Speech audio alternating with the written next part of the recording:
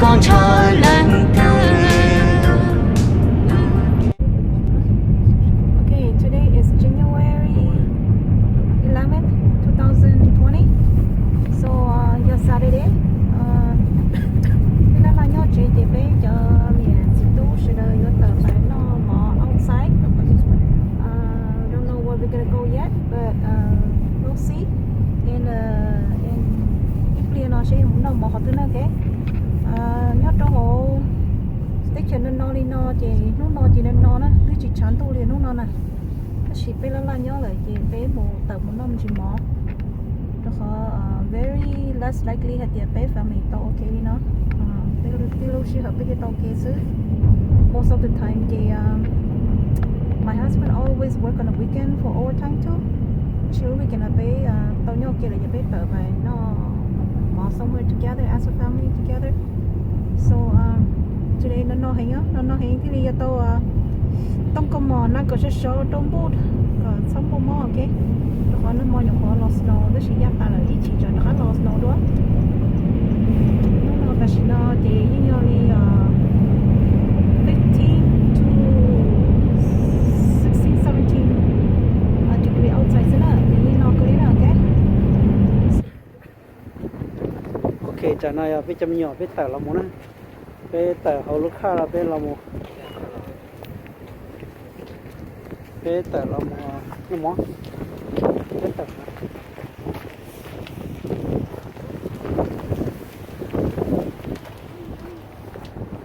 bây là một nó này,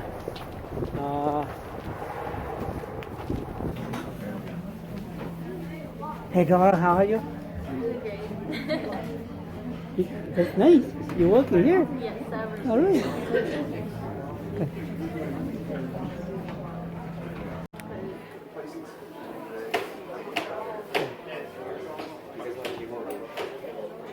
Okay. Doesn't matter. Okay, bây giờ tụi nó bây giờ lấy đáp nữa. Bây giờ lấy đáp, cái này lấy phần nó, tụi con này trông rồi. Tụi ta nó này trông nè. Thì sẽ tụi lấy đáp tụi nó.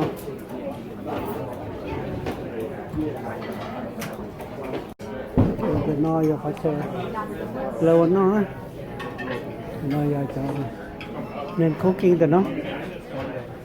Tụi nó cho nên tôi là nó này cho trông nó. Rồi con nó nó nhau và chỉ muốn cả mỗi sự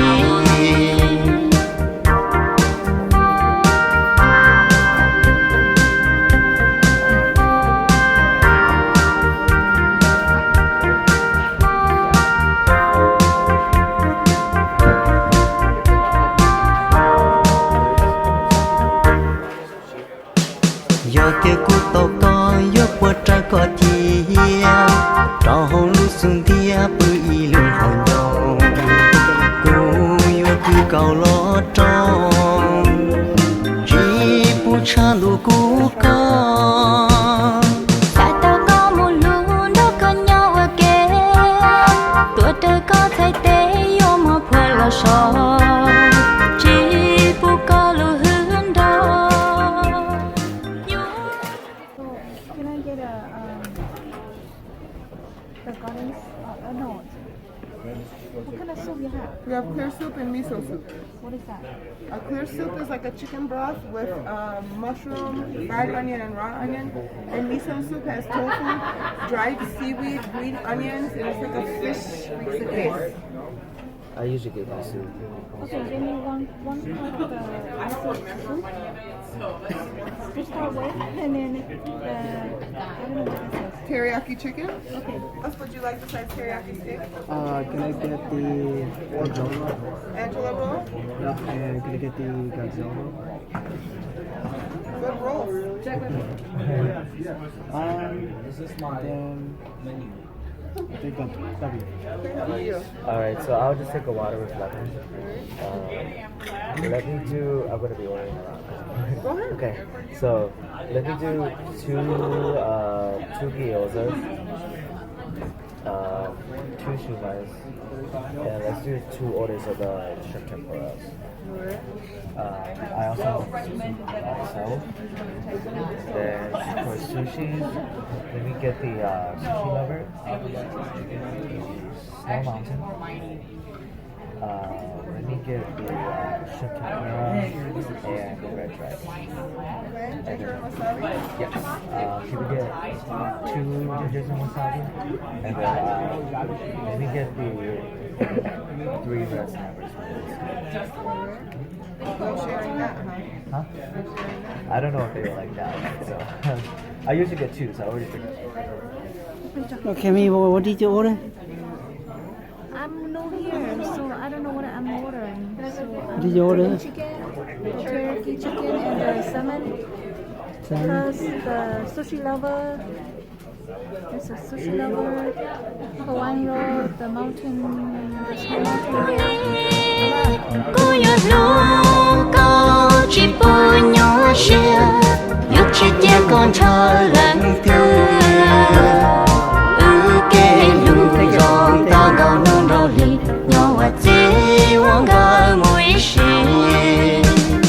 luồng qua có trao hao cù lu sung thiên có rong con gì xia đua lúa tê lù tù có thiaj yo tu cù lu có yo tu cù yo cha cô sang nhỏ dễ có cứ tớ có thêm ba nhon tớ có yêu sa trên đôi môi kia cô lu nàng thiệt cho xia yêu môi chết đâu có ý là cô yo lu có chỉ bôi nhỏ xia yêu chỉ tia con chờ lần thứ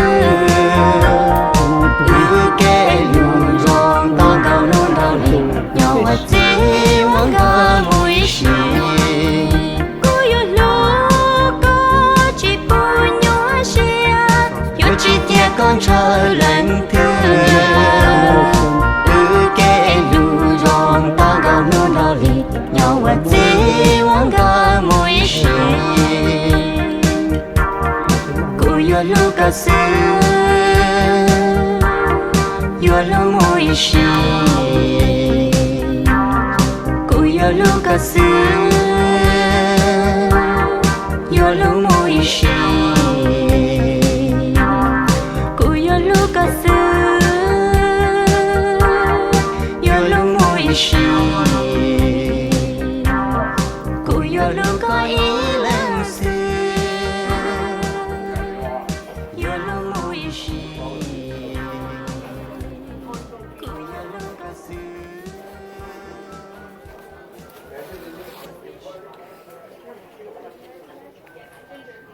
Not even order crab rangoon sushi. It was put on the table. They're not smart.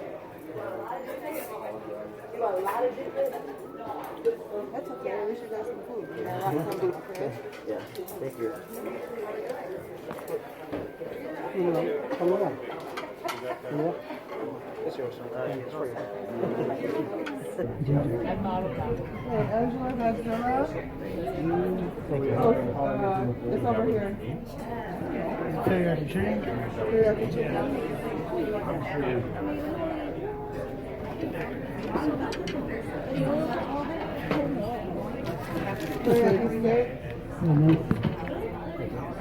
Salmon.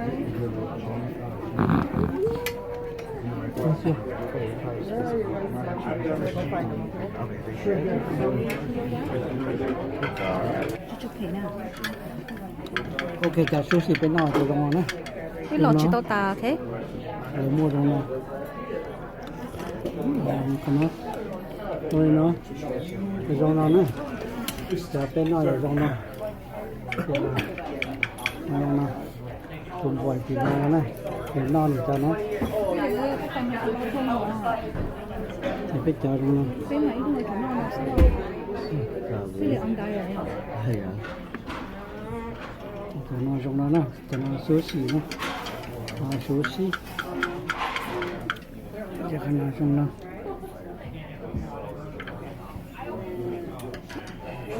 Oder shumai.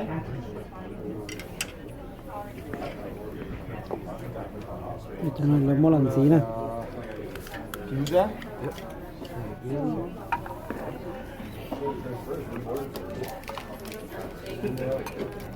Schön Schokolade, also. Yep. Chẳng đâu nè.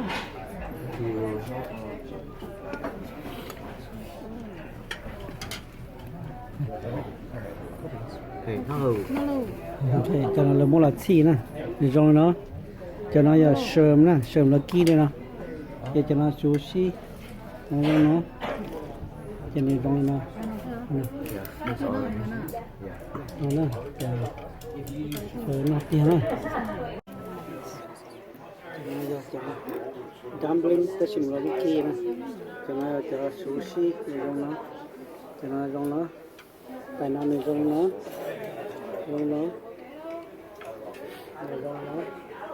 I like these the best. I'm gonna try. They mash up shrimp and then they just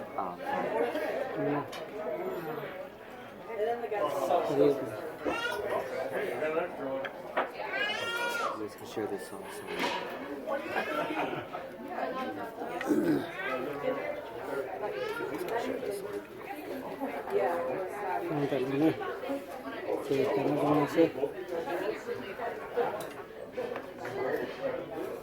No.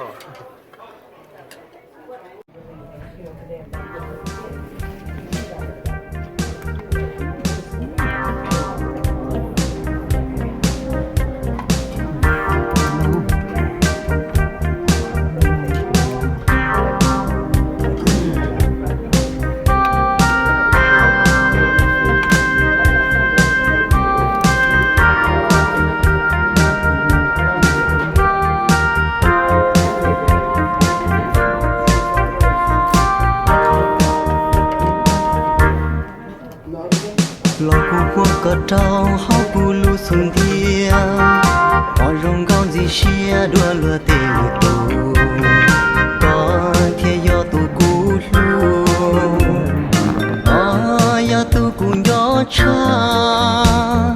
cô san nhỏ dễ có bữa tơ có thể mà nhọn tơ có yêu sa chuyên đồ mùi bia cô luôn năng thiệt gió xia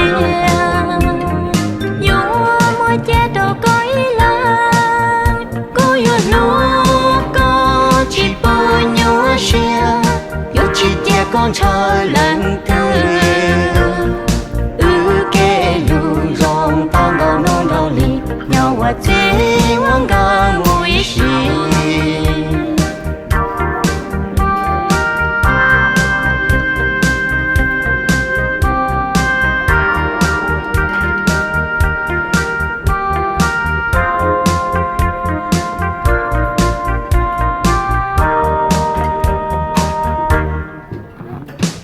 do kia cú tàu coi do qua trái có thiaj trò hồng lu xuân thiaj bự lưng hòn nhau cú yo cứ cầu lo trong chỉ bu cha lu cú con tại tao có một lúc đâu có nhau ở kia tuổi đời có thay tế yo mà phơi lo so chỉ bu có lu hướng đó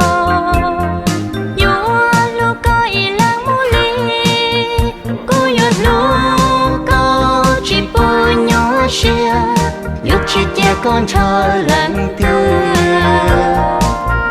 kê lu rong ta ngầu nôn đầu lì nhau ở chế uống gà mùi xì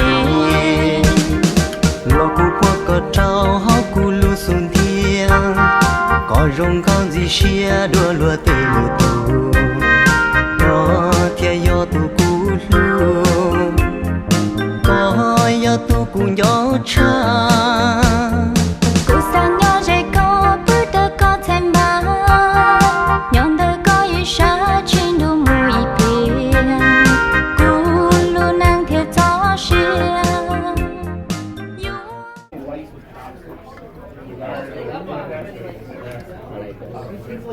Good, how I look. Taste what? I also want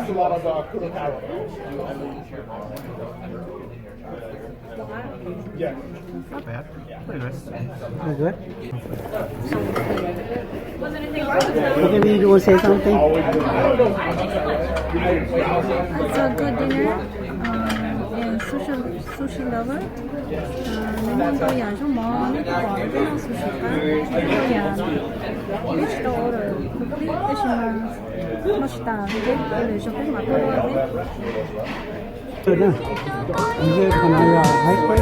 Cô yêu lúc có chỉ bao nhỏ xưa yêu chỉ tia con chờ lần tư kê lù rong to cao nôn thao đi nhỏ và chỉ muốn ngờ mùi xì cô yêu lúc có chỉ bao nhỏ xưa yêu chỉ tia con chờ lần tư kê lù rong to cao nôn thao đi nhỏ và chỉ muốn ngờ mùi xì yo lo casi yo lo muy shi yo lo casi